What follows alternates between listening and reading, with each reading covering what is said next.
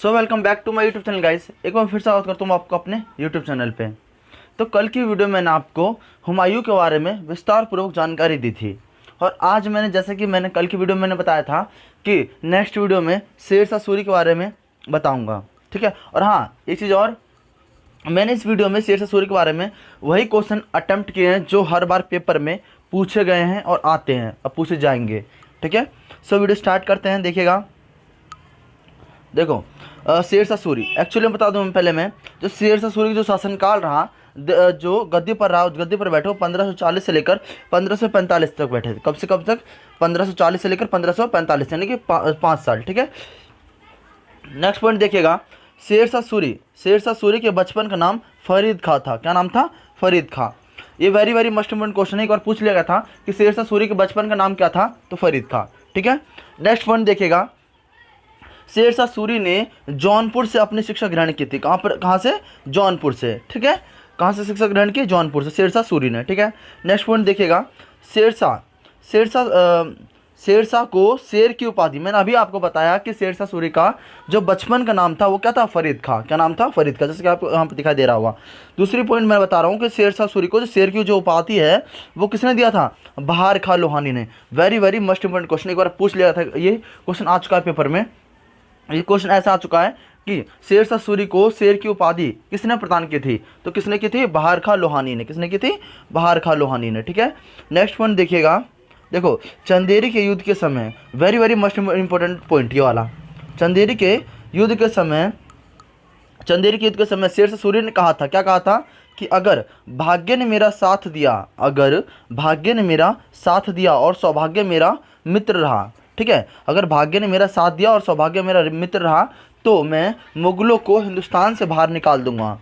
किसको? मुगलों को। ये एक्चुअली में जो है, शेर शाह सूरी एक हिंदू राजा थे और वो बिल्कुल भी नहीं चाहते थे कि हमारे भारत पर मुगलों का राज हो, ठीक है। जैसे कि आपको पता ही होगा, बाबर, हुमायूं, अकबर, ये सब क्या थे? मुगल थे। ये बिल्कुल भी नहीं चाहते थे कि हमारे भारत पर किसका राज हो? मुगलों का।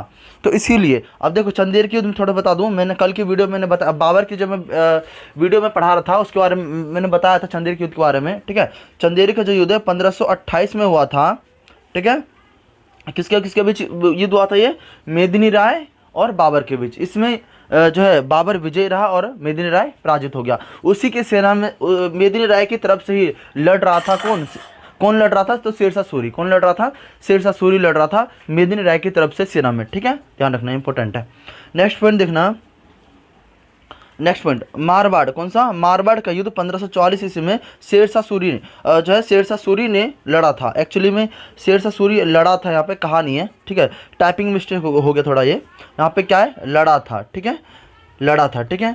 शेर शाह सूरी ने लड़ा था मारवाड़ी का युद्ध। कब? 1544 में। और नेक्स्ट पॉइंट देखना, और उसमें क्या कहा था उन्होंने कि मुट्ठी भर बाजरे के लिए मैं हिंदुस्तान के साम्राज्य को प्राय खो चुका हूँ।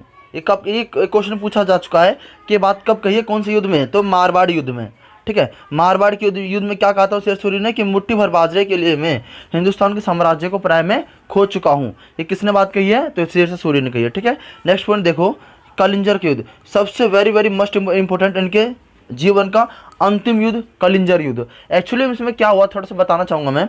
कलिंजर के युद्ध में 1545 में शेर शाह सूरी के जीवन का अंतिम युद्ध था, ठीक है। एक्चुअली में ये इन्हें किसी राजा ने नहीं मारा था, ठीक है। क्या हुआ था देखो, अभी नेक्स्ट पॉइंट में आपको पता चल जाएगा कि शेर शाह सूरी की मृत्यु 1545 ईस्वी में उक्का नामक, कौन से? उक्का, एक बार पूछ लिया गया था शेर सूरी की मृत्यु किस अग्नेयास्त्र से हुई है? तो उक्का नामक, कौन से? उक्का नामक अग्नेयास्त्र से उनकी शेर सूरी की मृत्यु हुई है, ठीक है। उक्का नामक अग्नेयास्त्र के कारण इनकी मृत्यु हुई। एक्चुअली में क्या हुआ था, जब शेर शाह सूरी, ठीक है, एक राजा के ऊपर उन्होंने आक्रमण किया था और महलों, उनके राजा के महल को चारों तरफ से घेर लिया था, ठीक है। फिर क्या हुआ कि जैसी शेर शाह सूरी की जो सेना थी, ठीक है, जैसे महल है, मान के चलो ये महल है, ठीक है, और शेर शाह सूरी की जो सेना है वो महल के ऊपर क्या बम गोले दाग रही थी, ठीक है। उसमें क्या हुआ, जब शेर सूरी की सेना बम गोले उनके दीवारों पर दाग रही थी तो एक बम गोला उनके महल के दीवार से टकरा के वो शेर शाह सूरी के पास आके गिर गया और वो गोला वहीं फट गया, जिससे शेर सूरी की वहीं मृत्यु होगी। एक्चुअली में उस वक्त तो शेर सूरी की मृत्यु नहीं हुई थी, जब शेरशाह सूरी की जब मृत्यु हुई, जब उन्होंने सुन लिया कि हाँ कि हमने इस इस राजमहल पर कब्जा कर लिया है, तब उनकी ये सुनते ही उनकी मृत्यु होगी। लेकिन जीत उनकी शेरशाह सूरी की हुई थी उस वक्त भी। ठीक है, तो ये पॉइंट थोड़ा सा ध्यान रखना। नेक्स्ट पॉइंट देखना, शेरशाह सूरी के पुत्र जलाल खान ने राजगद्दी संभाली। क्या संभाली? राजगद्दी। ठीक है, इंपॉर्टेंट, थोड़ा ध्यान रखना। देखो ऐसे क्वेश्चन पूछा जा सकता है कि शेरशाह सूरी के पुत्र का नाम क्या था, तो शेरशाह सूरी के पुत्र का नाम क्या नाम था? जलाल खां। ठीक है, नेक्स्ट पॉइंट देखना, जलाल खां गद्दी पर बैठने के बाद इस्लाम शाह, देखो जब जलाल खां गद्दी पर बैठा यानी कि 1545 ईस्वी में उनके पिता की शेरशाह सूरी की मृत्यु हुई। अब 1545 ईस्वी में जब जलाल खां गद्दी पर बैठा तो उन्होंने अपना नाम चेंज कर लिया। क्या नाम रख लिया? इस्लाम शाह। क्या नाम रख लिया? इस्लाम शाह। उन्होंने गद्दी पर यानी राजा बनने के बाद उन्होंने अपना नाम इस्लाम शाह रख लिया। ठीक है, जलाल खां से। नेक्स्ट पॉइंट देखना, इंपॉर्टेंट है, शेरशाह सूरी एक अफगानी वंश के राजा थे। एक बार पूछ लिया गया था कि शेरशाह सूरी कैसे किस वंश के राजा थे, तो अफगानी। कौन से? अफगानी वंश के राजा थे। कौन? शेरशाह सूरी। ठीक है, शेरशाह सूरी के पिता का नाम हसन खां था। शेरशाह सूरी के पिता का नाम था हसन खां। क्या नाम था? हसन खां। एक बार इनके पिता का नाम भी पूछ लिया गया था, इसलिए मैंने इसमें नोट कर दिया है। ठीक है, शेरशाह सूरी के पिता का नाम हसन खां था, जो जौनपुर राज्य के जमींदार थे। कौन थे? जौनपुर राज्य के जमींदार थे। मैंने अभी आपको ऊपर मैंने बताया था कि शेरशाह सूरी की जो शिक्षा है वो जौनपुर में ही जो उन्होंने ग्रहण की थी, प्रारंभ की थी। ठीक है, नेक्स्ट पॉइंट देखना, शेरशाह सूरी का मकबरा सासाराम में स्थित है। शेरशाह सूरी का मकबरा कहाँ है? सासाराम। आज के वर्तमान क्षेत्र में सासाराम बिहार के अंडर में आता है। ठीक है, ध्यान रखना, ये पूछ लिया गया है, क्वेश्चन आ चुका है कि शेरशाह सूरी का मकबरा वर्तमान स्थान में कहाँ है, तो सासाराम में। Very very must important question, इसको नोट कर लेना। नेक्स्ट पॉइंट देखना, रोहतासगढ़ का किला। कौन सा? रोहतासगढ़ का किला और किला एक कोहन का निर्माण। कौन सा? रोहतासगढ़ का किला और किला एक कोहन का निर्माण शेरशाह सूरी के द्वारा दिल्ली में करवाया गया था। Very very must important question, ये वाला बहुत ज़्यादा इंपॉर्टेंट क्वेश्चन, ये बहुत ज़्यादा इंपॉर्टेंट क्वेश्चन। ठीक है, ध्यान रखना, कौन सा? रोहतासगढ़ का किला और किला एक कोहन। ठीक है, नेक्स्ट पॉइंट देखना, शेरशाह सूरी ने एक चीज़ और बता दूं, देखो शेरशाह सूरी ने जो है वो ये आप सभी को पता होगा कि शेरशाह सूरी ने जो है 88 कोस मीनारों का निर्माण करवाया था। कितने? 88। ठीक है, ये क्वेश्चन भी बहुत ज़्यादा इंपॉर्टेंट है, ध्यान रखना।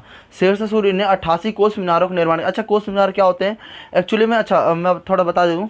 कोस मीनार वे होते हैं जहाँ पर ये लगा लो कि आप थोड़ा सा ऐसे बैठने का एक जगह ऐसा होता है और वहाँ पर थोड़ा से ये लगा लो कि थोड़ा पानी वानी रखा रहता है और बैठने का थोड़ा सा स्थान रहता है, वहाँ मटका वटका पानी वानी मटके में पानी रखा रहता है। ठीक है, उसको कहते हैं कोस मीनार। तो हरियाणा में लगभग लगा लो, हरियाणा क्या, इन्होंने 88 कोस मीनारों का निर्माण शेरशाह सूरी ने करवाया था। थोड़ा सा ध्यान रखना है, ये पॉइंट थोड़ा सा इंपॉर्टेंट है। ठीक है, नेक्स्ट पॉइंट देखना, शेरशाह सूरी ने 178 ग्राम चांदी का रुपया और 380 ग्रीन तांबे के सिक्के का दाम चलाया था। यानी कि शेरशाह सूरी ने अपने जब वो राजा थे तो उन्होंने अपने राज्यकाल में उन्होंने 178 चांदी का दाम कितना रखा? 178 ग्राम और 178 और जो तांबे का दाम उन्होंने 380 ग्रेन जो तांबे का सिक्के के दाम रखा था। ठीक है, तो आज की वीडियो में ये खत्म करता हूँ।